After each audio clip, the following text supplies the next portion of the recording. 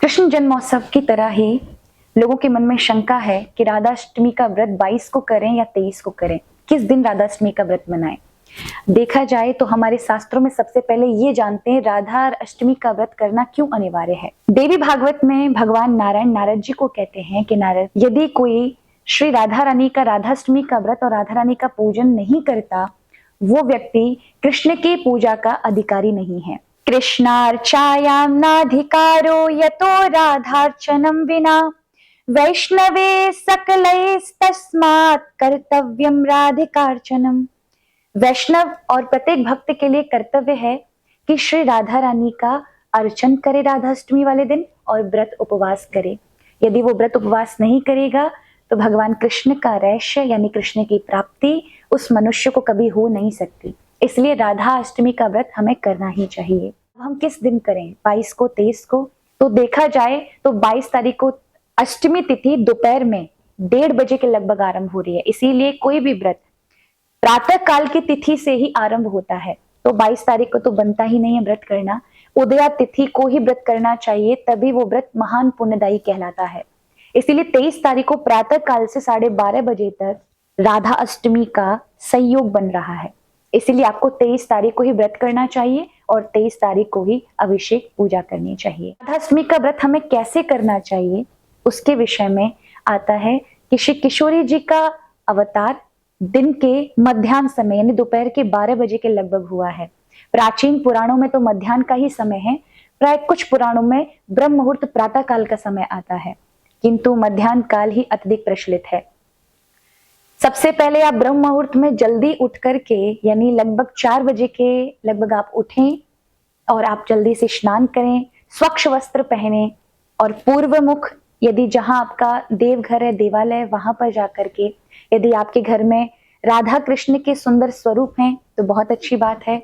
अगर वो नहीं है तो आपके घर में लड्डू गोपाल विराजमान हो, उनका स्नान श्री किशोरी जी के भाव में कराइएगा कि श्री राधा रानी ही बाल गोपाल के रूप में है, क्योंकि राधा और कृष्ण दोनों में अंतर नहीं है, उनको दो रूप में कभी जानना ही नहीं चाहिए।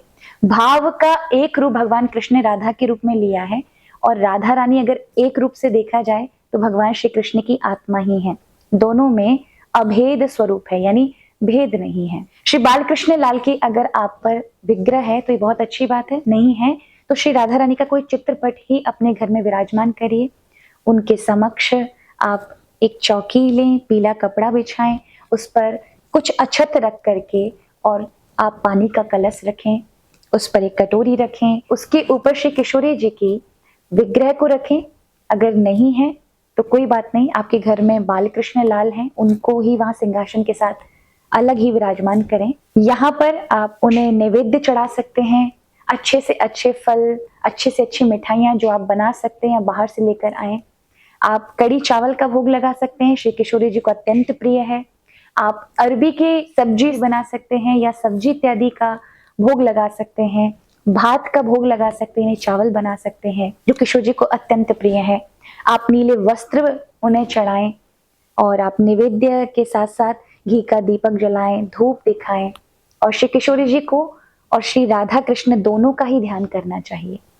कहते हैं जो युगल ध्यान इस दिन करता है उसे श्री किशोरी जी अत्यंत कृपा करती हैं उस व्यक्ति पर, उनकी प्रसन्नता का ठिकाना नहीं रहता। जो भगवान श्री कृष्ण को उस दिन भजता है, उनके नाम के साथ भजता है।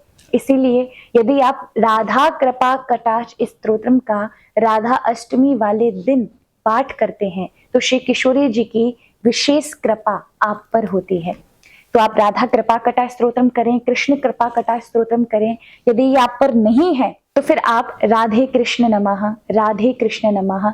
वैसे तो शास्त्रों में श्री राधाय स्वाहा ये षडाक्षर मंत्र का हमें विधान बताया है, पर क्योंकि इसका ज्ञान ना होने के कारण हम किसी भी मंत्र को नहीं कर सकते। तो आप राधा कृष्ण नमः, राधे कृष्ण कृष्ण कृष्ण राधे राधे, राधे श्याम श्याम श्याम राधे राधे। पद्म पुराण के अंदर ये महामंत्र भगवान महादेव ने दिया है, इसलिए आप इसका जाप कर सकते हैं।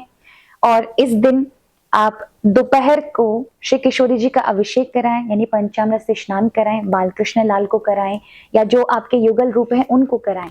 और यदि केवल विग्रह में यानी फ्रेम में श्री राधा रानी है तो फिर कटोरी के मध्य सामने वहां विग्रह को, यानी जो फ्रेम में विग्रह उससे सामने विराजमान करके कटोरी के अंदर आप भाव से, केवल भाव मन में रखेंगे, क्योंकि कभी भी जो पुस्तक के रूप में हो, मिट्टी के रूप में हो, काठ के लकड़ी के रूप में हो, या फिर तस्वीर के रूप में हो, फ्रेम के रूप में हो, उनकी पूजा कभी भी चंदन चावल इत्यादि डालकर नहीं की जाती है, उन्हें भाव में पूजा किया जाता है।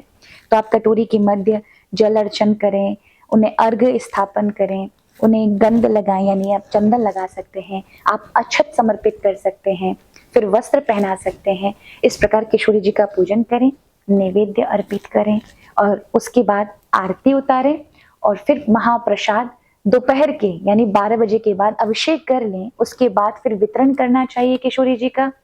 कीर्तन करें, कथा श्रवण करें और हो सके तो पूरे 24 घंटे व्रत रहना चाहिए। और यदि नहीं रह पाते किसी कारणवश तो आप मध्याह्न समय पूजन करने के उपरांत अभिषेक करने के बाद आप पा सकते हैं। वैसे जितने भी भक्त होते हैं पूरे 24 घंटे में एक समय का ही फलाहार रखते हैं, पर यदि नहीं सामर्थ्य है तो कम से कम दोपहर मध्याह्न काल तक रखें।